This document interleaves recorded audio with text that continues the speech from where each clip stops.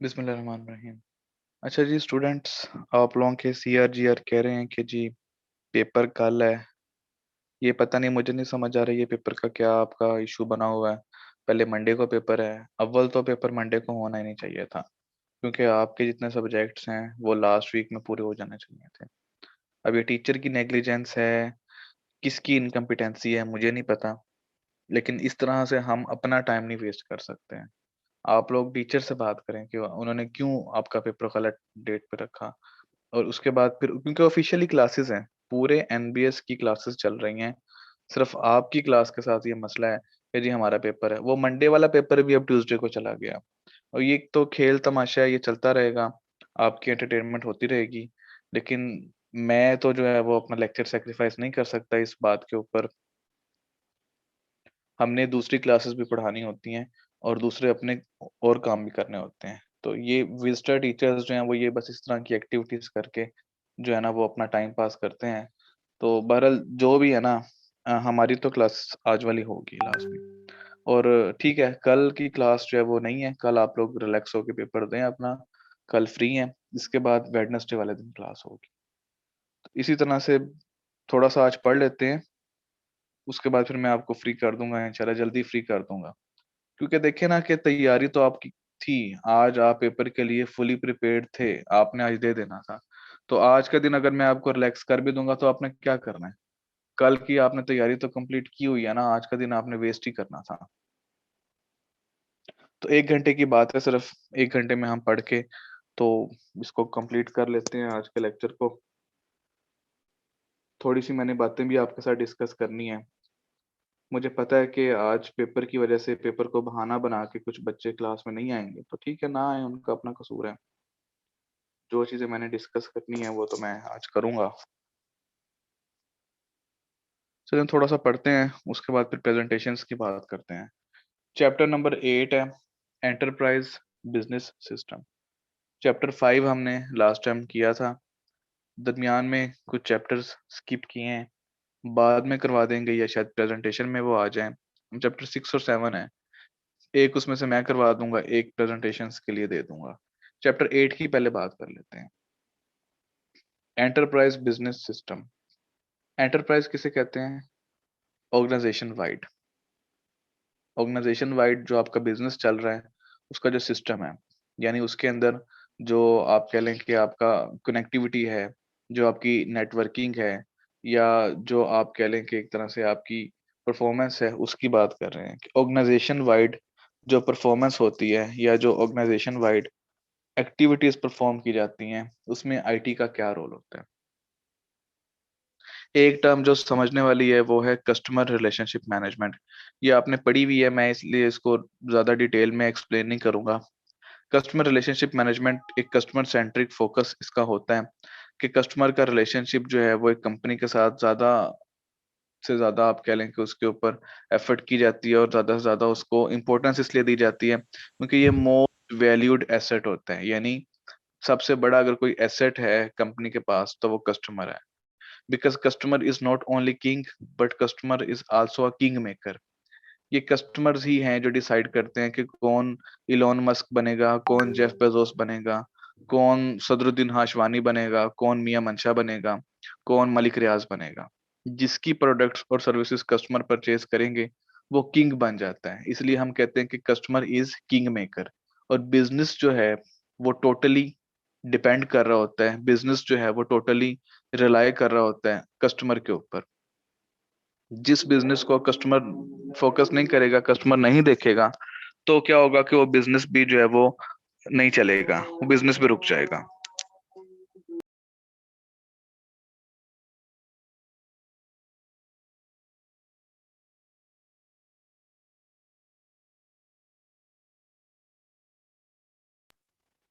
इसी तरह से every company strategy should be to find and retain the most profitable customers possible.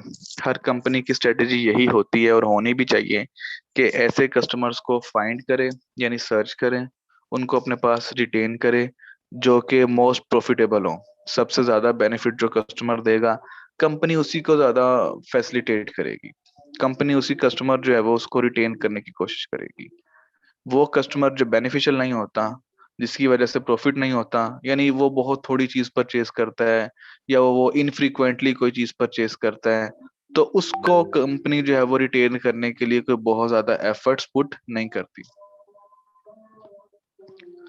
Customer relationship management क्या होता है कि managing the full range of customer relations involving, यानी कि आपने एक full range of customer relationships को मैनेज करना है। इससे मुराद क्या क्या है कि customer facing employees with a single, यानी ऐसे एम्प्लॉयज होने चाहिए जो कि कस्टमर्स को इंटरेक्ट करते हैं, जो कस्टमर को डील करते हैं। उनको कंप्लीट व्यू होना चाहिए हर कस्टमर के बारे में और हर टच पॉइंट के बारे में अक्रॉस ऑल द चैनल्स, यानी पूरी सप्लाई चेन में उनको पता होना चाहिए कि हमें कस्टमर्स को किस तरह से फैसिलिटेट करना है और कौन कौन सा कस्टमर हमारे लिए इम्पोर्टेंट है। जैसे आपके जो बैंक्स होते हैं या जो टेली कम्युनिकेशन कंपनीज होती हैं, इनके पास कुछ गोल्ड कस्टमर्स होते हैं, कुछ प्लाटिनम कस्टमर्स होते हैं, कुछ सिल्वर कस्टमर्स होते हैं और कुछ ऑर्डिनरी कस्टमर्स होते हैं, यानी कैटेगराइज किया हुआ होता है।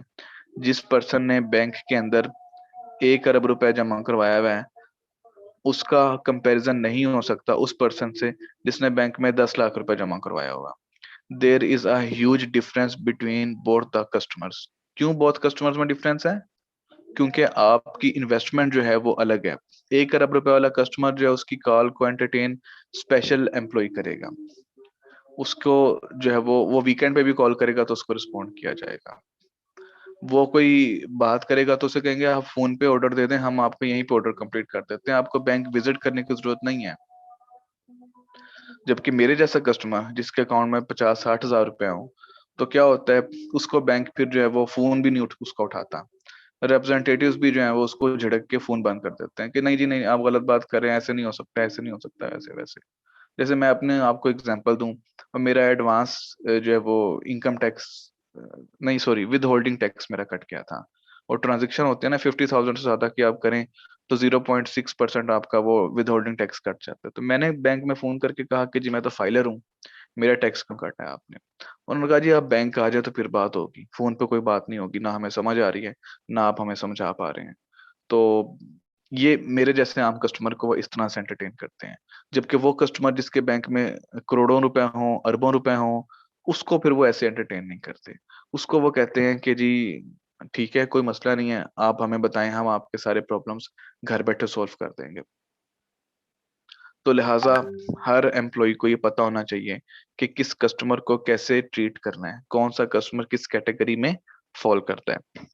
Providing customers with a single complete view of company and it's extended channels, इसी तरह से कस्टमर्स को भी एक सिंगल कंप्लीट व्यू मिलना चाहिए, यानी एक सिंगल सोर्स के जरिए, वन विंडो के जरिए उनको सारे उनकी ऑपरेशंस परफॉर्म हो जाएं, सारे उनकी रिक्वेस्ट को फुलफिल कर दिया जाए डिफरेंट डेस्क के ऊपर, और डिफरेंट एम्प्लॉयज के पास जाके उनको अपना काम करवाने की जरूरत ना हो। कस्टमर को पता हो मैंने एक सिंगल विंडो पे जाना है, वहां पे जाके अपना काम करवा लेना है। कोई बॉन्ड्स परचेज करने हैं या बॉन्ड सेल करने हैं, प्रॉफिट क्लेम करना है, अमाउंट विड्रॉ करवानी है, अमाउंट जो है वो, या फिर एक बैंक की एग्जांपल दे रहा हूँ, या फिर जो है वो उन्होंने अमाउंट डिपॉजिट करवानी है, ड्राफ्ट बनवाना है, अमाउंट ट्रांसफर करनी है, टैक्स कैलकुलेट करवाना है, ज़कात कैलकुलेट करनी है, कोई भी चीज हो सकती है। Customer relationship management information technology का यूज करता है ताकि क्रॉस फंक्शनल एंटरप्राइज सिस्टम को रेगुलेट किया जा सके, और इसकी वजह से कस्टमर के जो सर्विंग प्रोसेसेस हैं उनको ऑटोमेट और इंटीग्रेट किया जा सके, यानी कस्टमर को जिस जिस तरीके से आपने एंटरटेन करना है, ट्रीट करना है, उन सारे प्रोसेसेस को अंडर द वन अम्ब्रेला आप जो है वो रख सके। कस्टमर को जिस भी तरह की हेल्प रिक्वायर्ड होगी वो अंडर वन अम्ब्रेला, यानी एक विंडो से, यानी एक ऑप्शन से उसको वो सारी प्रॉब्लम्स उसको सोल्व हो जाए, जगह जगह पे उसको ना विजिट करना पड़े, एक एक पर्सन के पास उसको ना जाना पड़े, और बहुत ज्यादा टाइम उसको ना वेस्ट करना पड़े। ये सब कुछ कैसे हो सकता है? सॉफ्टवेयर की मदद से। एक ऐसा सॉफ्टवेयर जिसके पास कस्टमर के हर प्रॉब्लम का सॉल्यूशन होगा, और उस सॉफ्टवेयर को मैनेज करने वाला एक स्पेशल आपका एम्प्लॉय होगा जो कि उस कस्टमर की सारी प्रॉब्लम्स को कंप्यूटर में, सॉफ्टवेयर में सर्च करेगा और उनको आइडेंटिफाई करके उनको प्रॉब्लम्स को सॉल्व कर देगा। जो भी इंफॉर्मेशन चाहिए, जो भी काम करवाना है, वो सारे का सारा एक ही कंप्यूटर के जरिए आपका हो सकता है। उसे हम कहते हैं ये कस्टमर रिलेशनशिप मैनेजमेंट है। वो कस्टमर जब वहां से जाएगा वो बहुत खुश होकर जाएगा, क्योंकि उसकी सारी जो प्रॉब्लम्स थी वो सॉल्व हो चुकी होंगी। अगर आप उस कस्टमर को बार बार बुलाएंगे, कल आ जाएं, परसों आ जाएं, आज फलां साहब छुट्टी पे हैं, उन्होंने आपका काम करना था, आप कल आए या आप एक हफ्ते के बाद आए, this is not customer relationship management. फिर वो कस्टमर आपके पास सस्टेन नहीं करेगा। कस्टमर आपको से स्विच कर जाएगा, आपसे स्वैप कर जाएगा छोड़ के, यानी किसी और के पास चला जाएगा। तो सीआरएम का पर्पस ये होता है कि आईटी की मदद से कस्टमर की सारी प्रॉब्लम्स को, सारे उसके इश्यूज को एक ही प्लेटफॉर्म पे, एक ही सिस्टम के थ्रू उसको प्रॉब्लम्स को उसको सॉल्व कर दिया जाए। एप्लीकेशन क्लस्टर इन सीआरएम। क्लस्टर कहते हैं ग्रुप को। कस्टमर रिलेशनशिप मैनेजमेंट के अंदर कौन कौन से आप कह लें कि ग्रुप्स होंगे जिनका जिन्होंने रोल प्ले करना है। मार्केटिंग एंड फुलफिलमेंट वालों ने अपना काम करना होता है। सेल्स का काम होता है। कॉन्टैक्ट एंड अकाउंट मैनेजमेंट का काम होता है। रिटेंशन एंड लॉयल्टी प्रोग्राम्स होते हैं। और कस्टमर सर्विस एंड सपोर्ट होती है। ये डिफरेंट डिपार्टमेंट्स भी हो सकते हैं, डिफरेंट फंक्शंस भी हो सकते हैं, डिफरेंट डिवीजन्स हो सकती हैं, डिफरेंट टीम्स हो सकती हैं किसी भी ऑर्गेनाइजेशन के अंदर। प्रोस्पेक्ट या कस्टमर जो होगा उसको फैक्स करेंगे, फैक्स का तो दौर नहीं है, ईमेल करेंगे, ये भी बहुत पुरानी चीज है। टेलीफोन यानी स्मार्टफोन के जरिए, इंटरनेट के जरिए, वेबसाइट और सोशल मीडिया के जरिए आप कस्टमर को कम्युनिकेट करेंगे, उससे इंटरेक्ट करेंगे और उसको लॉन्ग टर्म में सस्टेन करेंगे। तो अब इन एक एक क्लस्टर या एक एक ग्रुप का क्या काम होता है वो हम देख लेते हैं, सीआरएम के अंदर इनका क्या रोल है। कॉन्टैक्ट एंड अकाउंट मैनेजमेंट, इसका क्या काम होता है कि इसकी मदद से सीआरएम जो है वो हेल्प कर रहा होता है सेल्स, मार्केटिंग और सर्विसेज के प्रोफेशनल्स को कि जो डाटा है रेलेवेंट उसको कैप्चर और ट्रैक किया जा सके, यानी डाटा को स्टोर किया जा सके और उस डाटा को जो है वो लॉन्ग टर्म के अंदर आप यूज कर सकें, उसको एक्सट्रैक्ट कर सकें जब किसी पर्सन को भी रिक्वायर्ड हो। Every past and planned contact with prospect and customers, जितना भी आपने अपने कस्टमर्स के साथ पास्ट के अंदर कोई एक्टिविटी की थी या प्रेजेंट के अंदर कोई आपकी एक्टिविटी ट्रांजैक्शन हो रही है उसका record. Other business and life cycle events of customer, customer के दूसरे जो है वो आप कह लें कि लाइफ साइकिल या दूसरे जो है वो आप कह लें कि बिजनेसेस जो हैं उनकी भी रिकॉर्ड। इस बात का क्या मतलब है? इसका मतलब है कि लाइफ साइकिल इवेंट्स कहते हैं कि एक कस्टमर का पूरा जो ड्यूरेशन होता है किसी कंपनी के अंदर जो वो विजिट करता है, तो अब कस्टमर जो है वो आप कह लें कि वो दूसरी किन किन कंपनी से क्या चीजें परचेज करता है जो आपकी कंपिटिटर हो सकती हैं। फॉर एग्जांपल एक पर्सन का बैंक अकाउंट मीज़ान में भी है, एक अकाउंट उसका एचबीएल में भी है, एक सुनहरी बैंक में है। अब वो तीनों बैंक्स में जाता है, तीनों में वो एक्टिविटीज परफॉर्म करता है, तो दूसरे किस किस बिजनेस के साथ वो कस्टमर अटैच है। तो हमें ये रिकॉर्ड होना चाहिए कि वो कस्टमर जो है वो हमारे साथ ज्यादा लॉयल है या उस बैंक के साथ। ऐसी क्या स्ट्रेटेजी अडॉप्ट की जाए कि उस कस्टमर को इस चीज पे कन्विंस किया जाए कि वो सुनहरी बैंक को छोड़ दे, सिर्फ हमारे बैंक के साथ ट्रांजेक्शन करें, या जो उसने इन्वेस्टमेंट सुनहरी बैंक में की हुई है, जो डिपॉजिट सुनहरी सुनहरी बैंक में रखवाई हुई है, वो डिपॉजिट्स उठा के हमारे बैंक में रखवा दे, या जो लोकर उसने एचबीएल के अंदर लिया हुआ है वो लोकर वो हमारे मीजान बैंक में परचेज कर ले। उसको कैसे टारगेट करें? This is customer relationship management. जो कस्टमर का डाटा है वो उसके टच पॉइंट से कलेक्ट किया जाता है।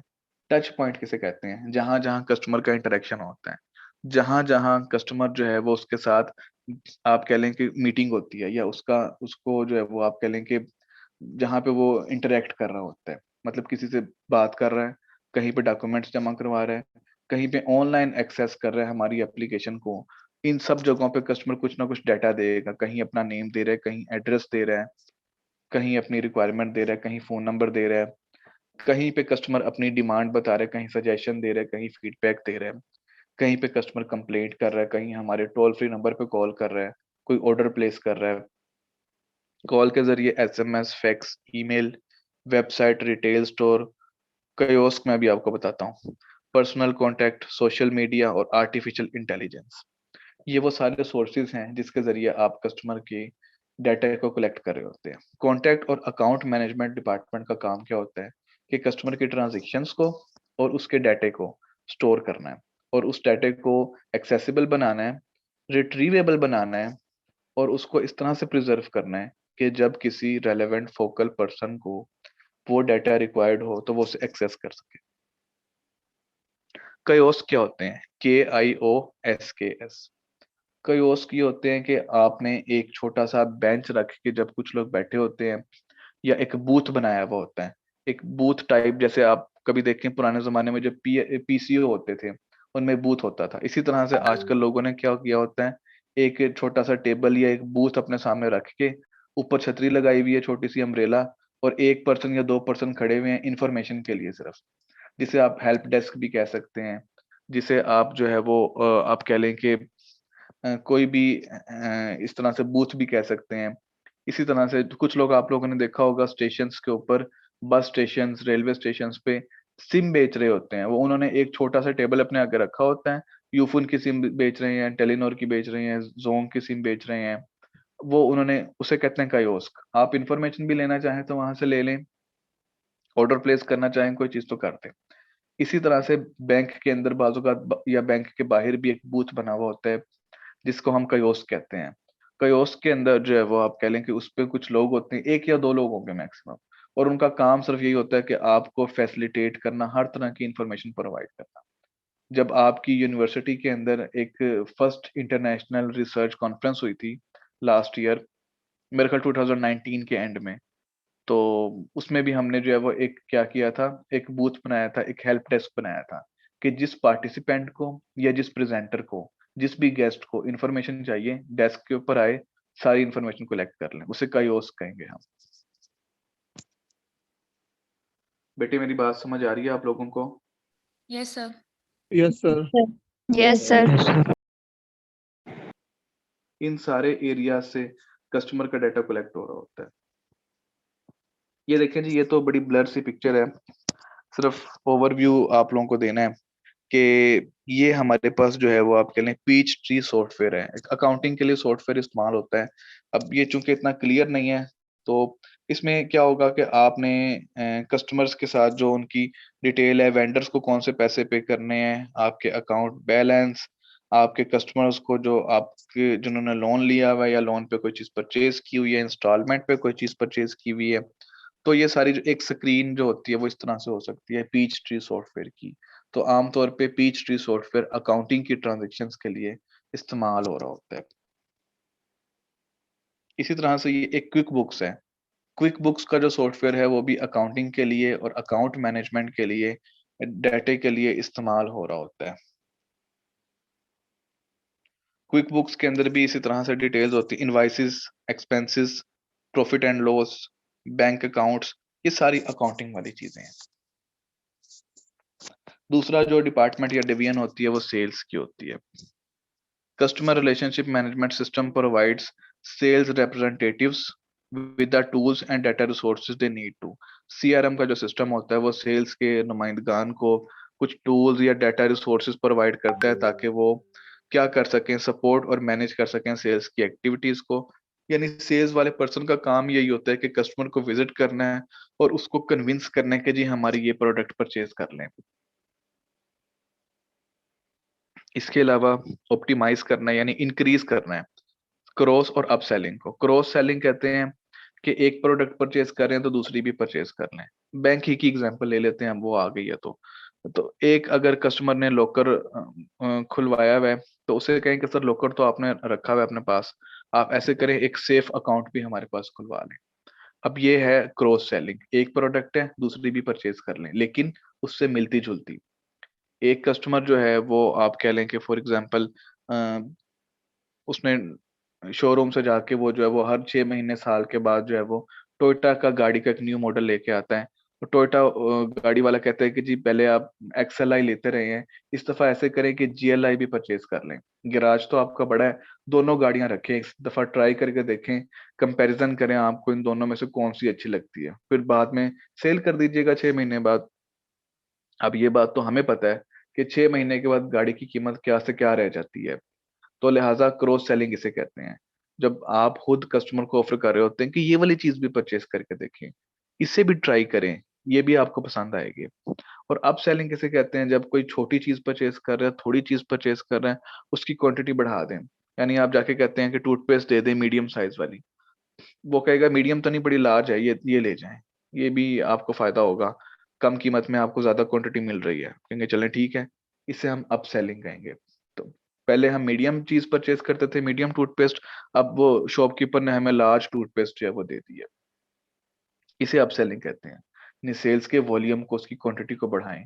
जो पर्सन एक चीज परचेज करता है उसको कहें दूसरी चीज परचेज करें, तीसरी भी करें, चौथी भी करें, पांचवी भी करें, या ज्यादा क्वांटिटी बढ़ा दें, अप सेलिंग। जबकि क्रॉस सेलिंग कहते हैं जब वैरायटी डिफरेंट हो जाती है। एक्सएलआई अलग गाड़ी है, जीएलआई अलग गाड़ी है, टोयोटा यारिस एक अलग गाड़ी है, तीनों की अपनी अपनी कैपेबिलिटीज हैं, अपनी अपनी ट्रेड्स हैं, करेक्टरिस्टिक्स हैं। तो ये दो मुख्तलिफ चीजें होती हैं, तो ये सेल्स रिप्रेजेंटेटिव्स के ये काम होते हैं। CRM also provides means to check on a customer account status and history before scheduling a sales call. CRM के अंदर हमारे पास जो है वो इस तरह से आप कह लें कि एक तरह से ये भी इंफॉर्मेशन होती है कि किस कस्टमर का कौन सा डाटा है, या आप कह लें कि किस कस्टमर का जो डेटाबेस है वो कैसे स्टोर किया गया है। तो लिहाजा CRM के जरिए हम ये भी चेक कर लेते हैं कि ये जो हमारा कस्टमर है हमारे पास, इसको टारगेट करना चाहिए या नहीं करना चाहिए। अब देखें कि जो है वो हर पर्सन को, मैंने आपको बताया था, ये कॉल नहीं आती कि जी आप हमारे पास डेबिट कार्ड परचेज कर लें। जिसका अकाउंट होगा उसी को कहेंगे क्रेडिट कार्ड सॉरी परचेज कर लें। मेरा HBL में अकाउंट है, मुझे सिर्फ HBL से कॉल आती है क्रेडिट कार्ड परचेज करें। मुझे कभी अलबरका बैंक ने, कभी मुझे UBL ने, या कभी मुझे सुनहरी बैंक ने कॉल करके नहीं की हमारा क्रेडिट कार्ड परचेज कर लें। मुझे क्यों नहीं की उन्होंने कॉल? HBL वाले तो हर हफ्ते करते हैं। उसकी रीजन ये है कि उनके पास मेरा डाटा ही नहीं है, उनको पता ही नहीं है कि मेरा अकाउंट जो है वो सिर्फ HBL में है, किसी और बैंक में नहीं। जिस दिन मैंने अपना कोई अकाउंट ओपन करवा लिया, सपोज UBL में या अलाइड बैंक में, उस दिन मुझे इन बैंकों से भी कॉलें आनी शुरू हो जाएंगी।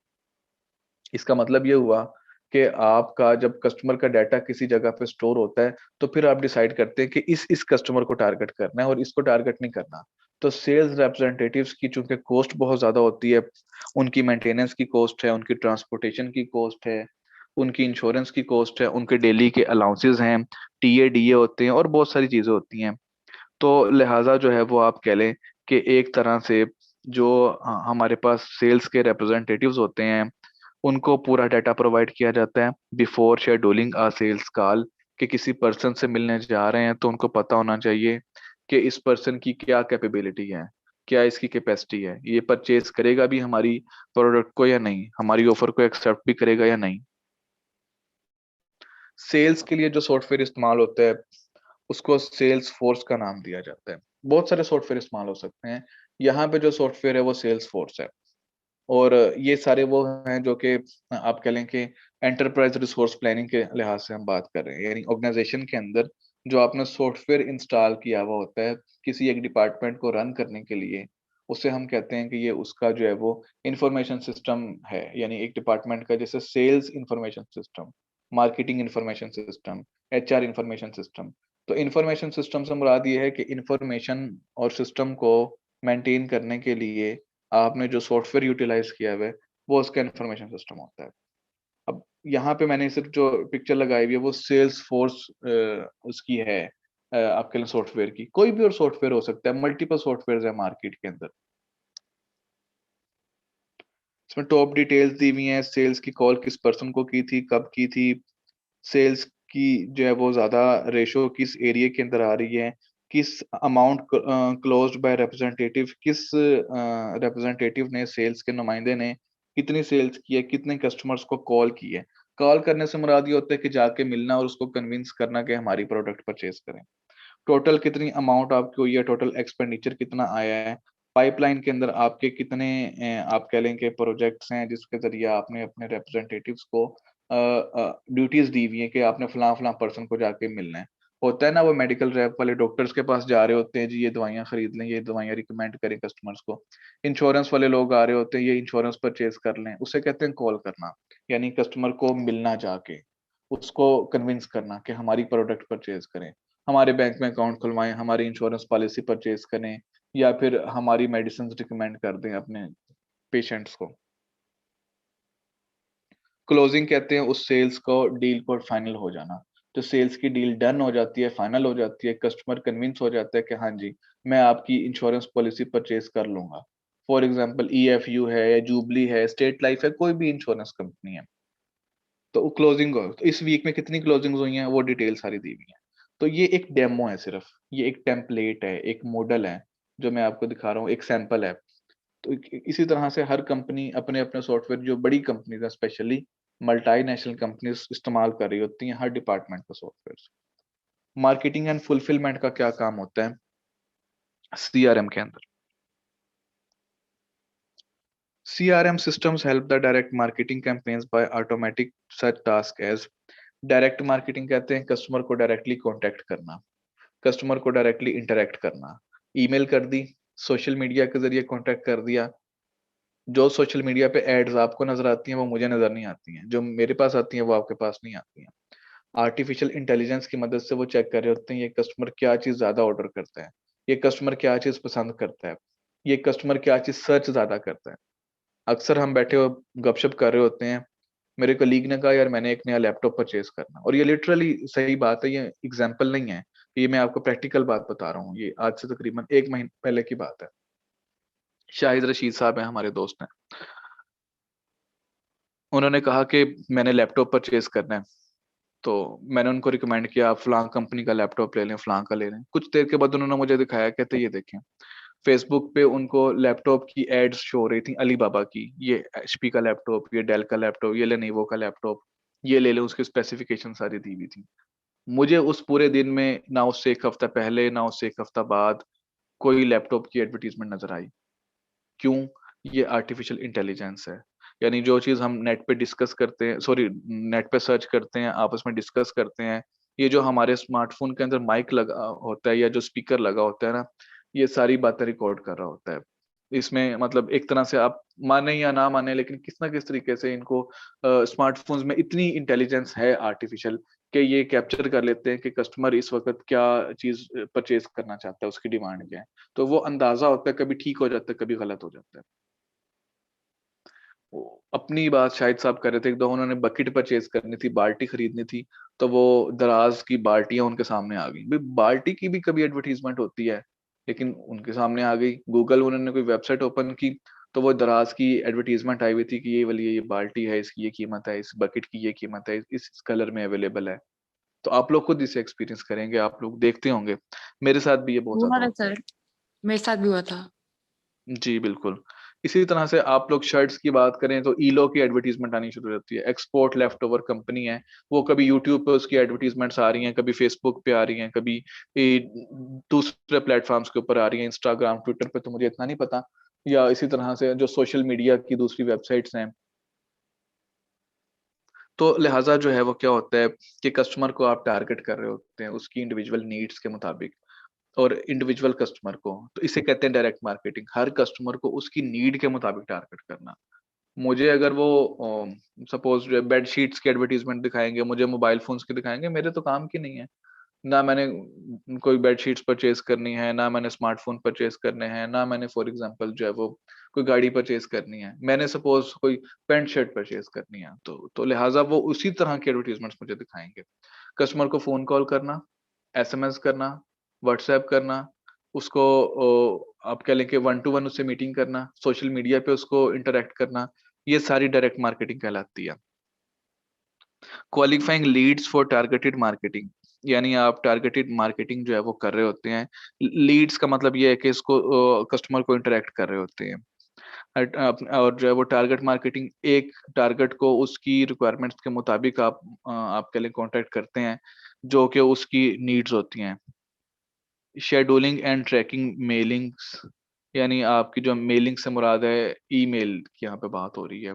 ईमेल या इसके अलावा कोई भी प्लेटफॉर्म जिसके जरिए आप कस्टमर को मिल रहे हैं, उससे बात कर रहे हैं, उसकी ट्रैकिंग, कैप्चर करना और मैनेज करना रिस्पॉन्सेज को, कि कस्टमर ने किस बात पे क्या रिस्पॉन्स किया, एनालाइज करना business value of the campaign, business को इस कैंपेन की वजह से क्या बेनिफिट मिलेगा, फुलफिलिंग रिस्पॉन्स एंड रिक्वेस्ट, जब कस्टमर कोई रिक्वेस्ट पुट करेगा तो उसको फुलफिल करना, उस रिक्वेस्ट को परफॉर्म करना, उसकी प्रोडक्ट जो उसको रिक्वायर्ड है वो उसको सेल करना, उसको डिलीवर करना, ये भी मार्केटिंग एंड फुलफिलमेंट की जुमरे में आता है। एक सॉफ्टवेयर है मार्कीटो। मार्कीटो का जो सॉफ्टवेयर है, ये इसे हम आप कह लें कि यहाँ पे इस्तेमाल करते हैं मार्केटिंग के डिपार्टमेंट के थ्रू। इसमें क्या होता है, marketing activities, design studio, analytics, search engine optimisation, calendar, revenue explorer, community, lead database, real time personalisation, deliverability tools, ये सारी चीजें ऑप्शंस हमें नजर आ रहे होते हैं मार्केटो सॉफ्टवेयर के अंदर, जिसमें हम मार्केटिंग से रिलेटेड काम कर रहे होते हैं। कस्टमर सर्विस एंड सपोर्ट में क्या है कि एक सिस्टम जो कि सर्विस रिप्रेजेंटेटिव्स होते हैं, रियल टाइम एक्सेस होती है उनको डेटाबेस के ऊपर, जो कि सेल्स और मार्केटिंग का होता है। इन लोगों ने ये काम करना होता है कि रिक्वेस्ट करनी होती है सर्विसेज के लिए, और क्रिएट और असाइन और मैनेज कर रहे होते हैं सर्विसेज को। मतलब कस्टमर को जो सर्विस प्रोवाइड करनी है वो आफ्टर सेल सर्विसेज है, कस्टमर को कोई प्रोडक्ट डिलीवर करना है, वारंटी की सर्विसेज हैं, कंसल्टेशन है, कस्टमर का ऑर्डर रिसीव करना है, कस्टमर को ऑर्डर डिलीवर करना है, उसकी फीडबैक लेनी है, रिसर्च सर्वे करवाने हैं, ये सारे कस्टमर सपोर्ट और सर्विसेज हैं। यानी कस्टमर को डायरेक्ट इंटरेक्शन जब करना होता है, इवन के जो हम कॉल भी कर रहे होते हैं, हम यूफोन के नंबर पे कॉल कर रहे हैं, हम एचडीएल को कॉल कर रहे हैं, जी हमें ये कंप्लेंट है, जी हमारा ये मसला है, जी हमारी ये सजेशन है, ये सारा कस्टमर सर्विस वाले इस चीज को देख रहे होते हैं। Call centre software routes call to agent, बाज़ औक़ात इनके कॉल सेंटर्स बने हुए होते हैं, एक सेल्स टीम बिठाई होती है, उसका मकसद ये होता है कस्टमर की कॉल को अटेंड करे और उसको रिस्पॉन्ड करे, उसको इन्फॉर्मेशन प्रोवाइड करे, उसको सेटिस्फाई करे। Help desk software provides service data and suggestions for solving problems. Problems के सॉल्यूशन के लिए जो है वो आपके लिंक के सर्विस एक तरह से प्रोवाइडर्स होते हैं जो सजेशंस दे रहे होते हैं और कस्टमर्स की प्रॉब्लम्स को सॉल्व कर रहे होते हैं। ये होता ही इनका काम हेल्प डेस्क है, जो मैंने पहले आपको बताया, हेल्प करना होता है इनका काम। जो इनके पर्सनली मिलेगा या जो इनके नंबर पे कॉल करेगा उसके मसले को हल करेंगे, जी ठीक है ये इशू है, ठीक है हम रिजोल्व करवा देंगे। कोई कस्टमर कहेगा मैंने प्रोडक्ट रिटर्न करना है, ठीक है जी आप भेज दें हम रिटर्न करवा देंगे, ये रिटर्न पॉलिसी है। कोई कहेगा मुझे ये प्रोडक्ट परचेज करना है, इसके बारे में इंफॉर्मेशन दें, मैंने इंस्टॉलमेंट पे परचेज करना है और डाउन पेमेंट कितनी होगी, और जो है वो इसके अलावा इसकी इंस्टॉलमेंट्स कितनी होंगी, कितने महीने की इंस्टॉलमेंट होगी, कितनी अमाउंट पे करनी है, वगैरह वगैरह। तो ये सारी इंफॉर्मेशन प्रोवाइड कर रहे होते हैं। Web based self service and enable customer to access personalised support information. Web based से मुराद है इंटरनेट बेस्ड जो सेल्फ सर्विस एनेबलर्स होते हैं, यानी ऐसा सॉफ्टवेयर होता है जिसके जरिए कस्टमर खुद अपनी सारी इंफॉर्मेशन को एक्सप्लोर कर सके और पर्सन टू पर्सन वो हर पर्सन अपनी इंफॉर्मेशन एक्सप्लोर कर सकते हैं। जर्नल इंफॉर्मेशन नहीं होती है, हर पर्सन अपनी स्पेसिफिकेशंस के मुताबिक। कोई कस्टमर इन्वेस्टमेंट के पॉइंट ऑफ व्यू से इंफॉर्मेशन चाहता है, किसी ने कोई चीज परचेज करनी है, कोई उनका कंपटीटर है वो उस लिहाज से इंफॉर्मेशन चाहता है कि इनकी क्या सर्विसेज हैं, इनके कौन से कस्टमर्स हैं। कोई एम्प्लॉई है, अब एम्प्लॉई एक बिल्कुल अलग नजर से देखेगा किसी कंपनी को, उसको अपने से मुतालिक इंफॉर्मेशन चाहिए होगी। ना उसने एम्प्लॉई ने कोई चीज परचेज करनी है, ना सेल करनी है, ना उसका कंपटीशन है, ना उस एम्प्लॉय ने इन्वेस्टमेंट करनी है। तो उसके लिए एक अलग तरह की पर्सनलाइज्ड डेटाबेस होनी चाहिए। तो जो कस्टमर सर्विस और सपोर्ट है, इस डिपार्टमेंट की एक वेब बेस्ड इंफॉर्मेशन सिस्टम अपना हो सकता है, जिसमें हर इंडिविजुअल को पर्सनली उसको कैटर किया जाता है, पर्सनली उसको एंटरटेन किया जाता है, उसके मुताबिक, उसकी नीड्स के मुताबिक। ये क्या है? ये है bamboo HR, BAMBOO, bamboo HR. ये एक सॉफ्टवेयर है जो कि ह्यूमन रिसोर्स वाले यूज करते हैं, HRM वाले यूज करते हैं, ह्यूमन रिसोर्स मैनेजमेंट वाले। और ज्यादातर जो सर्विसेज वाला काम है, आफ्टर सेल सर्विसेज है, कस्टमर सपोर्ट है, ये HR वालों का ही काम होता है। तो जो आप कह रहे हैं कि बैम्बो HR है, ये भी इसी तरह से सॉफ्टवेयर है, आप देख लीजिएगा। इसमें भी डिफरेंट फीचर्स होते हैं, फंक्शंस होते हैं जो कि HR के पर्सनल को फैसिलिटेट कर रहे होते हैं। पूरा ह्यूमन रिसोर्स का जो काम है वो सारा इंफॉर्मेशन सिस्टम के थ्रू हो रहा होता है, सॉफ्टवेयर के थ्रू हो रहा होता है। रिटेंशन एंड लॉयल्टी प्रोग्राम्स हैं, अब वो कह रहे हैं कि it cost 6 times more to sell to a new customer. नए कस्टमर को बेचना 6 गुना ज्यादा महंगा होता है बजाय इसके कि आप पुराने कस्टमर को बेचें। एक जो अनहैप्पी कस्टमर होता है वो 8 से 10 लोगों को बता रहा होता है, वो अपनी जो आप कह लें कि हिस्से का प्रॉफिट छोड़ ही रहा है, वो किसी और को भी आपसे नहीं परचेज करने देगा। आप में से कोई पर्सन अगर डेवो पे ट्रेवल करे, सरगोदा से इस्लामाबाद जाए, आप देखेंगे इतनी गंदी बस है, आप देखेंगे कि इतना ज्यादा टाइम लगाते हैं। आप क्या करेंगे नेक्स्ट टाइम, जो भी पर्सन कहेगा आपको मैंने इस्लामाबाद जाना है, आप उसे कहेंगे इस्लामाबाद जाएं, डेवो में मत जाइएगा, फैसल मूवर पे चले जाएं, स्काई वेज पे चले जाएं, या बिलाल ट्रेवल पे चले जाएं, किसी और गाड़ी पे चले जाएं, डेवो पे मत जाइएगा। मेरा एक्सपीरियंस बहुत खराब है। एक बुरा कस्टमर या एक अनहैप्पी कस्टमर 10 कस्टमर्स को अनहैप्पी करता है और 10 कस्टमर्स आपसे छीन के ले जाता है। वो जो 10 कस्टमर्स का प्रॉफिट मिलना था वो एक ही वजह से नहीं मिलेगा। ये एक एवरेज उन्होंने एस्टिमेशन लगाया होगा। कस्टमर की रिटेंशन को अगर आप 5% बूस्ट करेंगे तो प्रॉफिट 85% बढ़ सकता है। यानी अगर आप सिर्फ 100 में से 5 कस्टमर्स को अपने पास रिटेन करेंगे, रखेंगे, यानी वो रिपीट बाइंग करें आपके साथ, तो 85% आपका प्रॉफिट इंक्रीज हो सकता है। इसी तरह से the odds of selling to an existing customer are 50%, a new one about 15%। यानी आप एक एग्जिस्टिंग कस्टमर को बेचेंगे तो आप कह लें कि आपको जो उसकी वजह से बेनिफिट होगा वो 50% का प्रॉफिट होगा, जबकि न्यू कस्टमर को बेचेंगे तो 15% का होगा। एग्जिस्टिंग को बेचना आसान है और उसको कन्विंस करना आसान है, जबकि न्यू कस्टमर को कन्विंस करना मुश्किल है, लिहाजा उसके 15% चांस होते हैं। 70% जो कस्टमर्स होते हैं वो आप कह लें कि will do business with the company again if a problem is quickly taken care of. अगर प्रॉब्लम को जल्दी सॉल्व कर देंगे तो 70% कस्टमर्स आपके साथ रिटेन कर देंगे, यानी आपके साथ बिजनेस करेंगे, सेल परचेज करेंगे, वो आपको छोड़ के नहीं जाएंगे। लेकिन अगर आप प्रॉब्लम को सॉल्व करने में 10 दिन लगा देंगे, 20 दिन लगा देंगे, ज्यादा टाइम लगा देंगे, तो वो सारे के सारे कस्टमर्स छोड़ के चले जाएंगे। जितनी जल्दी किसी प्रॉब्लम को सॉल्व किया जाएगा उतने ही ज्यादा परसेंटेज ऑफ कस्टमर्स आपके साथ रिटेन करेंगे, सस्टेन करेंगे।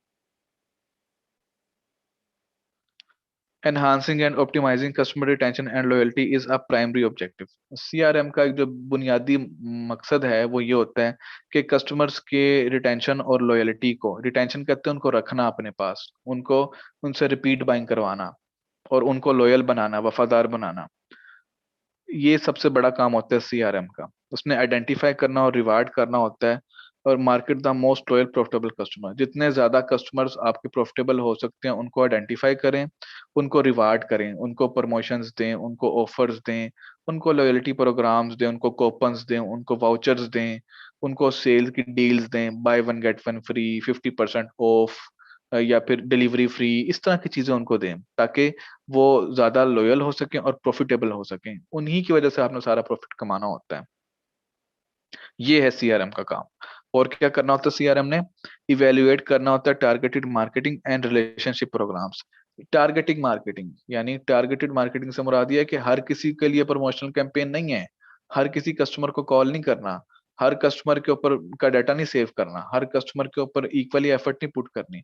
स्पेसिफिक कस्टमर, वो जो प्रॉफिटेबल हो सकता है, वो जो लॉयल हो सकता है, वो जो लॉन्ग टर्म में सस्टेन कर सकता है, उस कस्टमर को टारगेट करना और रिलेशनशिप प्रोग्राम और उसके साथ रिलेशनशिप डेवलप करना। उसको उसको फैमिली के साथ आप जो है वो टिकट्स दे सकते हैं कि जी जाएं दुबई घूम फिर के आएं। बड़ी कंपनीज ऐसे कर रही होती है, मल्टीनेशनल कंपनीज, जैसे डॉक्टर्स को फार्मास्यूटिकल कंपनीज दे रही होती हैं, हमारी मेडिसिन रिकमेंड करें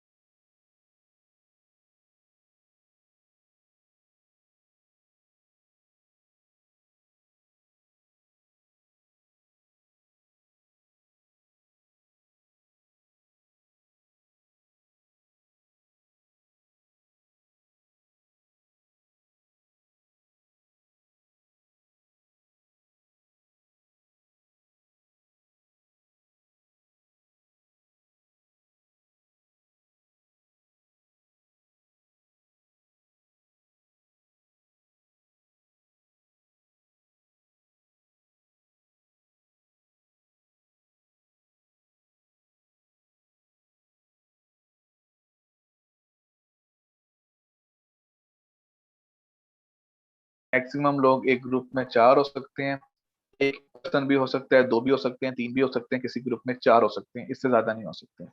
जितने भी ग्रुप बनेंगे मुझे भेज दें, 5 बनते हैं, 6 बनते हैं, 7 बनते हैं, जितने भी ग्रुप बनेंगे आप मुझे भेजेंगे। वर्ड के अंदर वो फाइल बनाएंगे, ग्रुप नंबर 1, उसके अंदर कौन कौन आता है ग्रुप नंबर 1 के अंदर, फॉर एग्जांपल जो है वो आप कह लें कि जो भी आता है, एक स्टूडेंट उसका नेम रोल नंबर, दूसरा स्टूडेंट उसका नेम रोल नंबर, तीसरा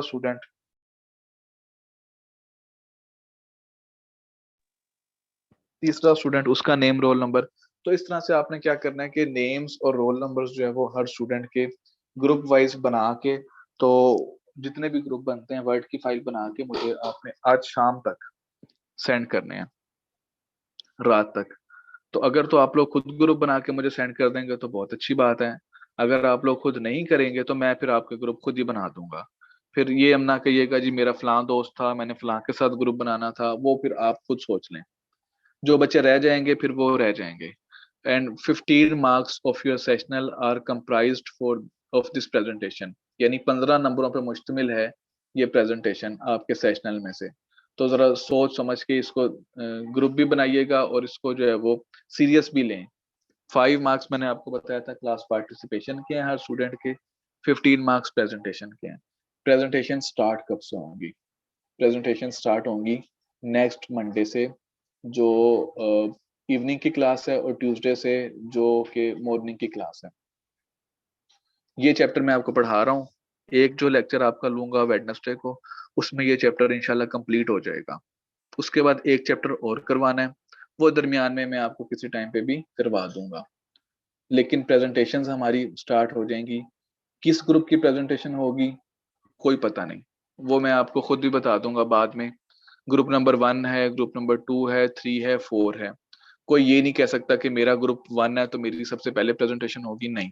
किसी भी ग्रुप को जो भी मैंने चैप्टर असाइन किया हुआ है उसकी प्रेजेंटेशन हो सकती है। हर ग्रुप ने ऐसे प्रिपरेशन करनी है कि जैसे नेक्स्ट प्रेजेंटेशन उन्हीं की है, तो मैं एक दिन पहले बताऊंगा या 2 दिन पहले बताऊंगा, आप लोग रेडी होने चाहिए इस चीज के लिए कि हमारे ग्रुप ही की प्रेजेंटेशन होगी। कोई सा भी चैप्टर मैं किसी भी ग्रुप को असाइन कर सकता हूँ। ये नहीं होगा कि आप कहें कि हमारा पहला ग्रुप है तो हमें चैप्टर नंबर 6 दें या हमें चैप्टर नंबर 7 दें, हमारा आखिरी ग्रुप है तो हमें चैप्टर नंबर 14 मिलेगा। ये भी नहीं हो सकता। किसी भी ग्रुप को कभी भी प्रेजेंटेशन का कहा जा सकता है कि जी कल आपकी है या परसों आपकी है या नेक्स्ट वीक आपकी है। तो अब टाइम आपके पास कितना है? टाइम आपके पास आप समझ लें सिर्फ इस वीक का है, क्योंकि नेक्स्ट मंडे को किसी भी ग्रुप की प्रेजेंटेशन हो सकती है और ट्यूसडे को मॉर्निंग की क्लास में से किसी भी ग्रुप की। वो पहले मैं आपको इंशाल्लाह आपके व्हाट्सएप ग्रुप पे या क्लास में बता दिया करूंगा कि, और जो चैप्टर्स हैं वो भी मैं, आप जैसे ही मुझे लिस्ट आप सेंड करेंगे तो मैं आपको चैप्टर्स असाइन कर दूंगा। आज शाम को आप मुझे लिस्ट सेंड करेंगे, सीआर या जीआर जो भी करे, तो मैं आपको उसी वक्त बता दूंगा कि किस ग्रुप को कौन सा चैप्टर असाइन किया गया है। अच्छा जी, एक दो छोटी छोटी सी बातें सुन लें फिर लेक्चर जो है वो एंड करते हैं। प्रेजेंटेशन जो है वो मैंडेटरी है, इसमें किसी किस्म की रिलैक्सेशन नहीं है। अगर कोई ज्यादा मसला है, इमरजेंसी है, पेरेंट्स से बात करवा देंगे तो मसला हल हो सकता है। वैसे बहानेबाजी नहीं चलेगी, क्योंकि मुझे पता है कि बच्चों की जैसे मैं प्रेजेंटेशन असाइन करता हूँ बहाने शुरू हो जाते हैं। कोई कहते हैं हमारे घर में फोतगी हो गई, किसी को कोई बीमार हो जाता है, किसी की शादी आ जाती है, किसी का कोई मसला बन जाता है। वो मसले मैंने नहीं सुनने, मैं पहले आपको बता दूं, एक ही बारी मिलेगी, एक ही मौका मिलेगा।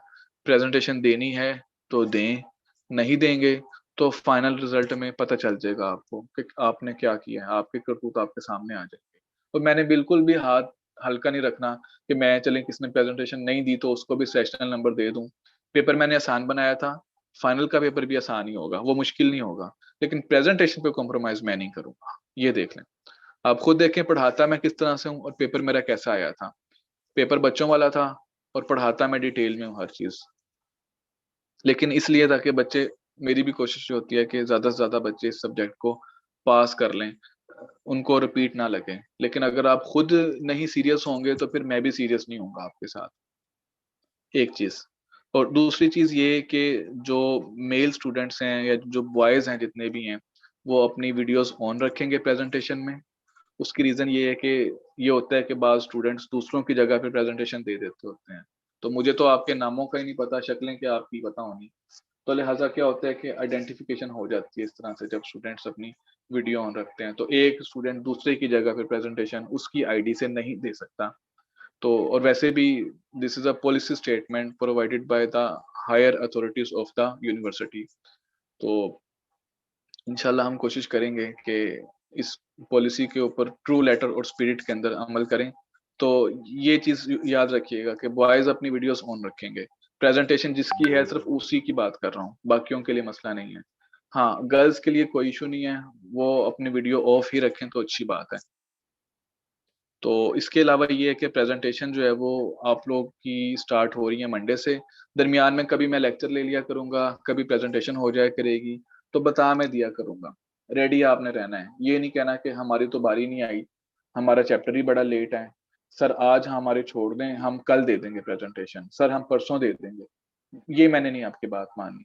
जब आपको चैप्टर असाइन हो गया तो आप यही समझें कि अगली प्रेजेंटेशन बस हमारी ही है। हर स्टूडेंट की इंडिविजुअल परफॉर्मेंस होगी।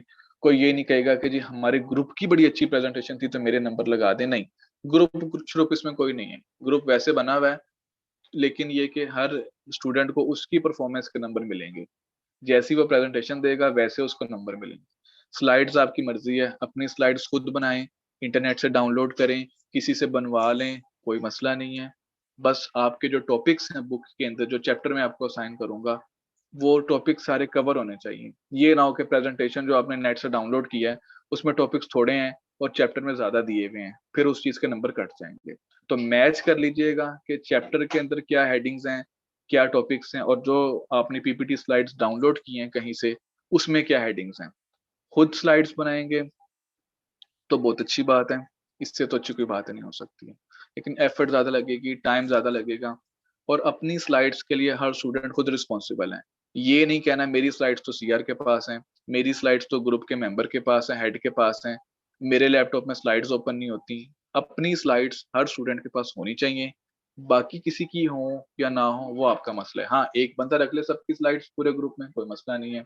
हर बंदा अपनी अपनी स्लाइड्स रखे, ये ये भी ठीक है, लेकिन कोई उस वक्त ये ना कहे कि हमसे स्लाइड्स ओपन नहीं हो रही, मेरे पास स्लाइड्स हैं नहीं, मेरे लैपटॉप से स्लाइड्स में एरर आ गया था, डिलीट हो गई थी। ये वाले बहाने बच्चों वाले नहीं करने आपने।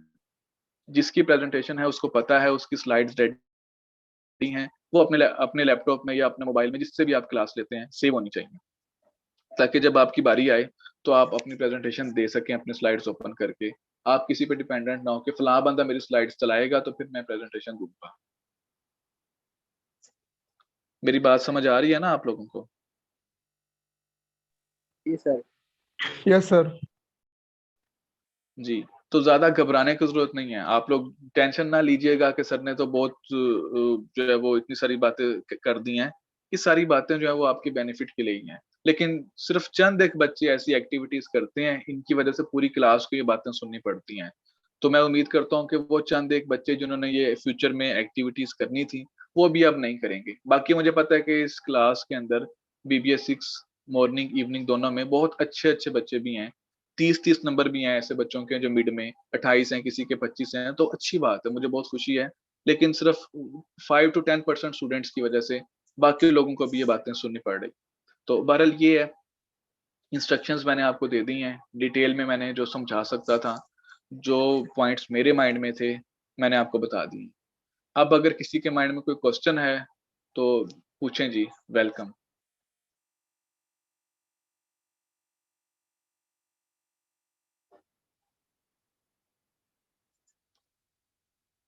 सर आपने जो हमें टॉपिक देना है उसको हम ग्रुप मेंबर आपस में अपनी मर्जी से डिवाइड कर सकते हैं ना? जी, आप अपनी मर्जी से डिवाइड कर सकते हैं। बेशक कोई एक टॉपिक ले ले, कोई 5 टॉपिक्स ले ले, वो आपकी मर्जी है। चैप्टर आपके ग्रुप ने पूरा प्रेजेंट करना है जो मैं आपको असाइन करूंगा। Okay sir. अगर कोई चीज समझ नहीं आती, कोई कंसेप्ट समझ नहीं आ रहा, तो कोई मसला नहीं है, मुझसे पूछ लें, सर ये वाला टॉपिक नहीं समझ आ रही है, हमें समझा दें, इसमें क्या है। लेकिन उससे पहले, प्रेजेंटेशन वाले दिन से पहले, उस दिन ना कहिएगा कि हमें ये समझ नहीं आया था इसलिए हम इसे स्किप कर रहे हैं। तो अगर कोई चीज, क्योंकि हो सकता है कि कोई चीज आपको ना समझ आए, तो आप मुझसे पहले पूछ लें कि इसको कैसे एक्सप्लेन करना है, इसका क्या मतलब है। तो अव्वल तो आपको कोई मसला नहीं है, आप लोग खुद माशाल्लाह इतने समझदार हैं, ब्रिलियंट हैं, इतने इंटेलिजेंट स्टूडेंट्स हैं, बीबीए में तो वैसे ही क्रीम आती है, जो स्टूडेंट्स होते हैं। बीबीए से जो रह जाते हैं बच्चे फिर वो बीकॉम में जाते हैं। तो जो अच्छे